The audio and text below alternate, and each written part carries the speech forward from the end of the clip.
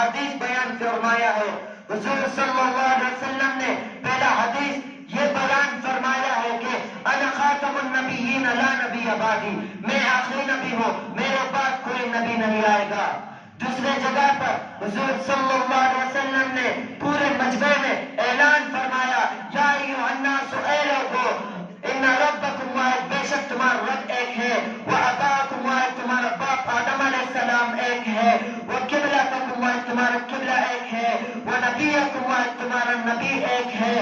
لا نبی بعدی، میرے بعد کوئی نبی نہیں آئے گا. ولا امت بعدکم، تمہارے بعد کوئی امت نہیں آئے گا. ان احادیث کے بعد آپ آئے ائمہ کی طرف رجوع کرتے ہیں کہ انہوں نے کیا بیان فرمایا ہے.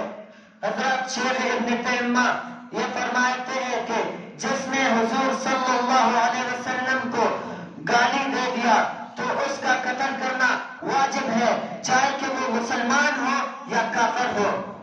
دوسرے جگہ پر شیخ الاسلام یہ فرماتے تھے کہ حضور صلی اللہ علیہ وسلم وہ شخصیت تھے، ان کی خاصیت یہ تھی کہ جو حضور صلی اللہ علیہ وسلم کو گالی دیتے تو حضور صلی اللہ علیہ وسلم اسے معاف کر دیتے، اور امت کو معاف کرنے کی اجازت نہیں. ان تمام اقوال سے یہ بات بالکل واضح ہو جاتی ہے کہ گستاخان رسول کو اس دنیا میں جینے کا کوئی حق نہیں. لہذا امت مسلمہ پر یہ فرض بنتا ہے کہ غازی علم الدین سے لے کر آج کے ہمارے قائد ملت اسلامیہ حضرت مولانا فضل الرحمان صاحب اور حضرت مولانا اللہ وسائلہ صاحب تک عاشقان رسول اللہ صلی اللہ علیہ وسلم کے نقش قدم پر چلتے ہوئے گستاخان رسول کو نست و نابود کر کے جانم رسید کریں گے انشاءاللہ. سامعین گرامی، آخر میں صرف اتنا عرض کروں گا کہ اس دور میں کئی لوگوں کو، کئی انسانوں کو مرتد بنا دیا گیا ہے.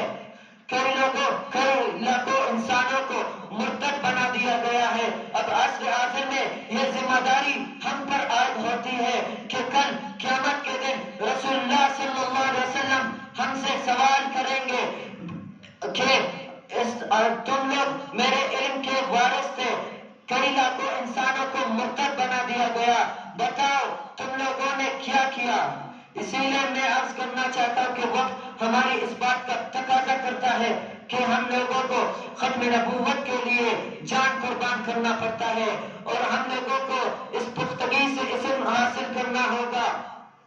ہم اس پختگی سے اپنے علم کو حاصل کریں اور اس ولولے اور عزم سے حاصل کریں کہ تاکہ جب کبھی جہاں کہیں تقدیس رسالت کے لیے ہماری ضرورت پڑے تو ہم اپنے اس علم کے ذریعے ان لوگوں کا توڑ کر سکیں، اور جب ہمارے اس جان کی ضرورت پڑے تو ہم اپنے اس جان کے نذرانے پیش کرنے سے گریز نہیں کریں گے انشاءاللہ.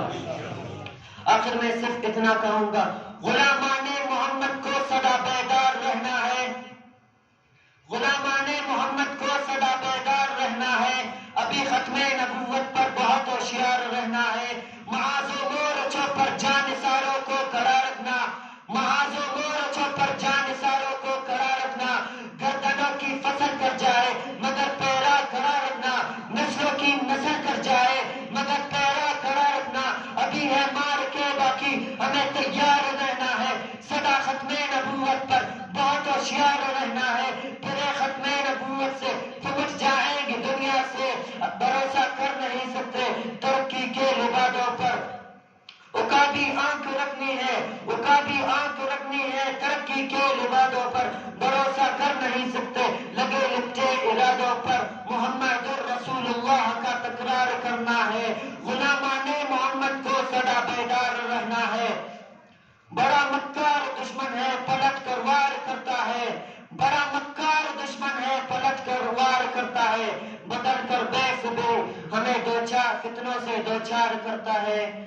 وآخر دعوانا ان الحمدللہ رب العالمین.